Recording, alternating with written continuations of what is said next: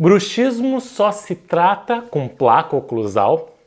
Veja bem, antes de sair tratando um paciente, dando uma placa oclusal, a gente precisa entender que existem diferentes tipos de bruxismo e o mais importante que o dentista faz é uma anamnese de valor para diferenciar os bruxismos, de certa forma, primário e os bruxismos secundários ou associados a outros fatores. Então temos que investigar no nosso paciente se ele tem, por exemplo, síndromes genéticas, se ele tem obstruções da passagem do ar, alterações no desvio de septo, rinite, sinusite, alterações alérgicas, apneias obstrutivas do sono, refluxo gastroesofágico, TDAH, uso de medicações, ritalina, sertralina, fluoxetina,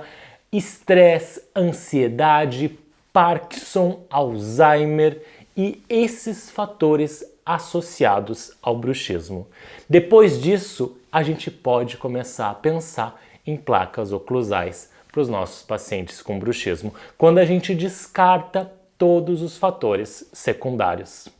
Meu nome é André, sou dentista, professor e pesquisador de bruxismo na Université de Paris, na França, e aqui eu ensino dentistas a terem segurança no diagnóstico e resolverem 100% dos seus casos de bruxismo, DTM e neuropatias.